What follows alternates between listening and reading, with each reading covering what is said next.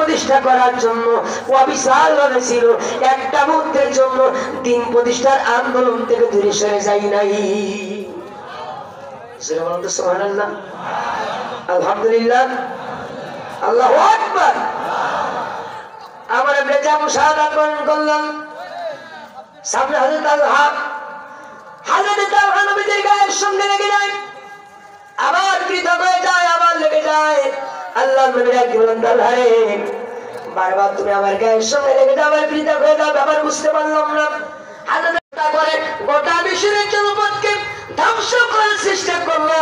আমার আল্লাহ সুবহানাহু ওয়া তাআলা ডাক দিয়ে বলে, ও ফিরআউন রে, তুমি যতই হামলা করো আর যতই তুমি ফাঁসি দাও না কেন, যেই সময়টা তার নাতিপুতির সঙ্গে খেলাধুলা করার কথা বলেন ঠিক কিনা? কারণ দাদার সঙ্গে নানার সঙ্গে নাতির সম্পর্ক সবচাইতে ভালো হয়। দাদা নাতির মধ্যে সম্পর্কটা অন্যরকম। কিন্তু যেই বয়সে আমাদের কোরআনের পাখি পরিবারের সঙ্গে থাকবে, ওই সময়টা তাকে বন্দি অবস্থায় রেখে দেওয়া হলো। অসুস্থ মানুষ, হার্ট অ্যাটাক করানো, দীর্ঘদিনের ডায়াবেটিসের রোগী তিনি ছিলেন। দেখার পরও তার চেহারা থেকে হাসি কেউ কেড়ে নিতে পারে নাই। খুবাইব রাদিয়াল্লাহু তাআলা আনহুকে যখন তার হাতে শিকল পরানো হলো, যারা ইনজেকশনের দ্বারা হত্যার শিকার হয়েছে, শাহাদাতের সর্বোচ্চ মাকাম তুমি তাদেরকে দান করো। আমাদের কোরআনের পাখি আমাদের মাঝে নাই। আয় আল্লাহ, শহীদ আল্লামা দারুল সাইদি রাহিমাহুল্লাহর কবরটাকে জান্নাতের সর্বোচ্চ কামে পরিণত করে দাও আল্লাহ। আয় আল্লাহ, আয় আল্লাহ, এই জালিম সরকারের বিরুদ্ধে কথা বলতে গিয়ে, প্রতিবাদ করতে গিয়ে যারা জীবন দিয়েছে, আয় আল্লাহ, ঈমানের ভিত্তিতে সর্বোচ্চ শাহাদাতের মর্যাদা তুমি তাদেরকে দান করো। আয় আল্লাহ, যারা জীবন দিল, যারা আহত হলো, আয় আল্লাহ, তাদেরকে উত্তম জাযায়ে খায়ের তুমি দান করো আল্লাহ। আয় আল্লাহ, যারা অসুস্থ এখনো আহত হয়ে আল্লাহ বিছানায় কাতরাচ্ছে, আল্লাহ মেহেরবানি করে তাদেরকে তুমি সুস্থ করো। আয় আল্লাহ, উত্তম রিজিকের ব্যবস্থা তাদেরকে তুমি করে দিও। আয় আল্লাহ, আমাদের সোনার বাংলাদেশকে তুমি ন্যায় এবং ইনসাফের দেশ হিসেবে তুমি কবুল করো।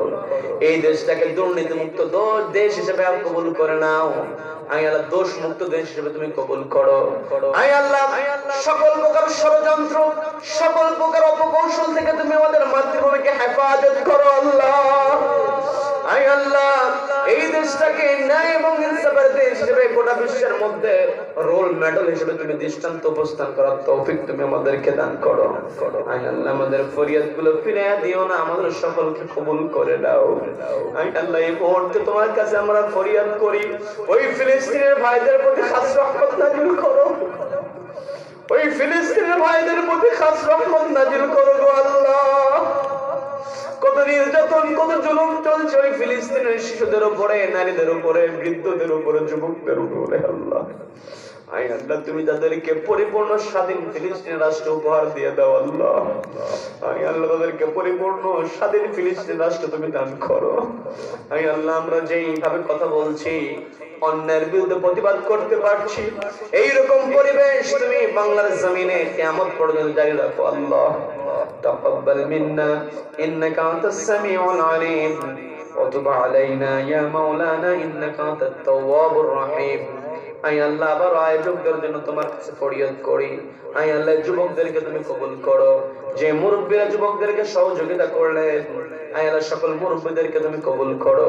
এই মাহফিলে যারা হাজির হয়েছেন, গতকালকে কথা শুনেছেন, আজকে আলোচনা শুনেছেন, আল্লাহ সকলকে তুমি কবুল করো। গভীর রজনী তোমার কাছে ফরিয়াদ করি, মাইকের আওয়াজ যতদূর পর্যন্ত যায়, যত কবরবাসী আছে, আয় আল্লাহ, আমাদের অনেকে দাদা দাদি, নানা নানি, চাচা চাচি, প্রভু, খালা খালু, ভাই বোন, আত্মীয় স্বজন অনেকে দুনিয়া থেকে বিদায় হয়েছে আল্লাহ, সকলকে ক্ষমা করে দেয়া, কবরগুলোকে জান্নাতের সঙ্গে সংযুক্ত করে দাও।